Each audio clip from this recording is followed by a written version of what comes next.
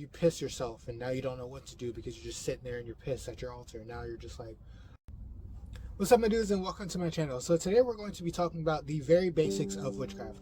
Now this is going to be a very beginner guide for witchcraft. It's not going to be anything too in-depth, just the very basics of the practice. If you're just getting into witchcraft, or if you're just wanting to dip your toes in and see what you like, or maybe see if it's for you, this is a good beginner guide for you.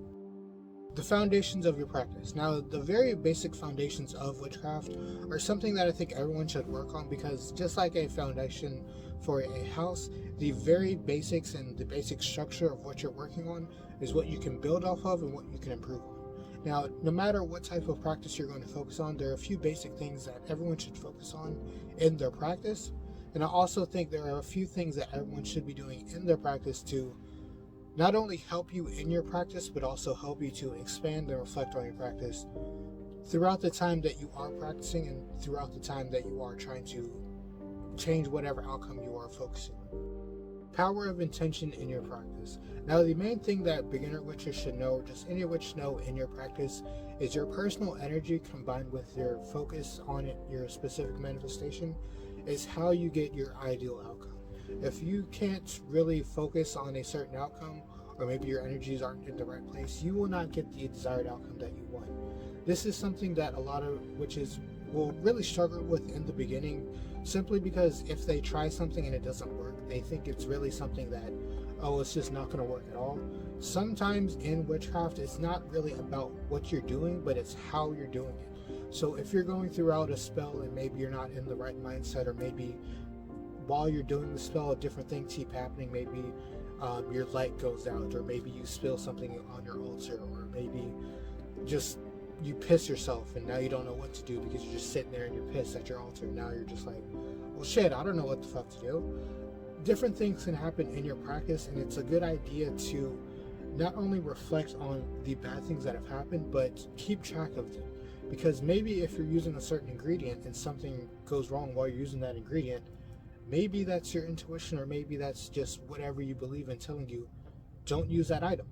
A lot of things are very based around a certain religion and a certain culture, and if you're doing something and maybe it doesn't align with you, you're going to see some sort of feedback. So I would suggest anyone, when they are starting their practice, to really focus on your intention and also focus on the exact outcome that you would like throughout your spells and throughout your practice in general.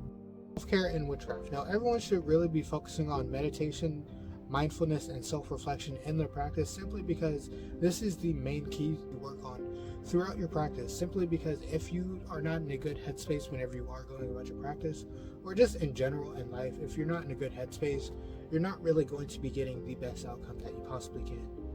Now, focusing on self-care is really important, but this can also mean your health and also your mental health. Throughout your practice, you're really going to be focusing on yourself and inner reflection and different things that relate to you. So it's a good idea to not only incorporate care into your practice, but also make it a scheduled thing. So, you know, every Monday, Wednesday, and Friday, I'm doing some sort of self-reflection, doing something that reflects me, reflects my emotions, reflects my health, and just different things of self-reflection. Because the best way to be able to bring out your energy and focus it on something you want is to not only have your own energies in line with what you want, but also to make sure you're at your highest point whenever you are doing this. This is why certain people will gravitate towards moon phases, because during the moon phase you can have an influx of energy, you can have a deficit of energy, or you could just be in a stagnant area. These are good things to just keep in mind. Not every time, not every day, not throughout your practice you are going to be at your highest self. There are going to be days where you need to do a self-reflection, do any sort of shadow work, or do something for yourself to reflect on yourself and also reflect on your practice as a whole. Basic rituals in your practice. Now, whenever you are going to start doing your practice and actively start using your own energies, it's a good idea to focus on the specific things that you want.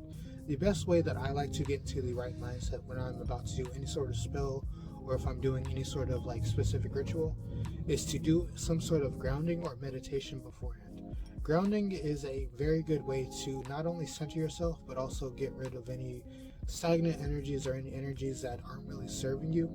And also doing any sort of meditation is a good way to do some of the same thing, but also just to even you out. I would suggest, if you're going to do a spell or ritual,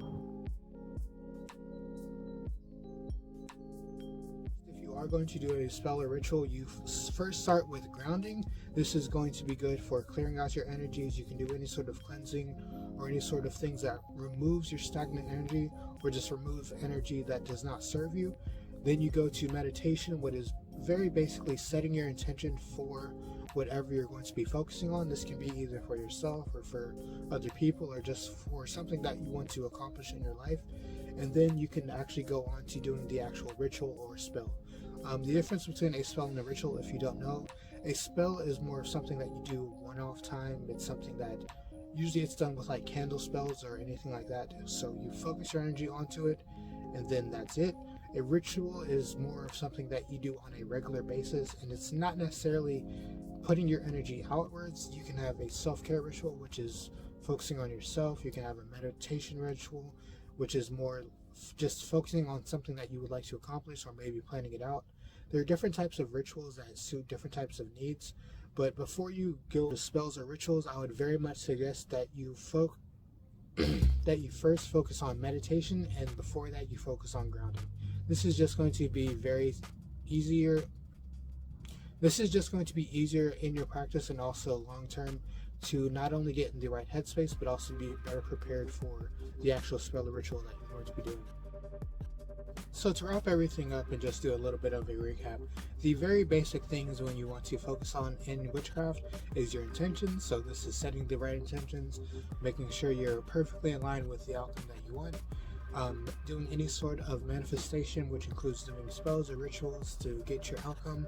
And then also, after you're done doing your spells and after you're done doing any sort of practice, it's a good idea to do any sort of reflection. And also, if you're in the right headspace, you can also do a little bit of gratitude.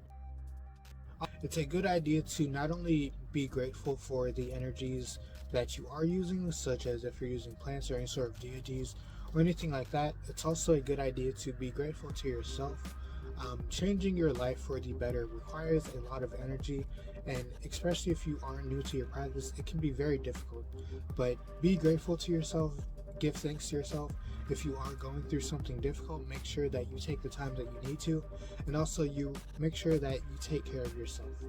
It's a lot easier to do anything in your life if you are in a good headspace and you are well taken care of.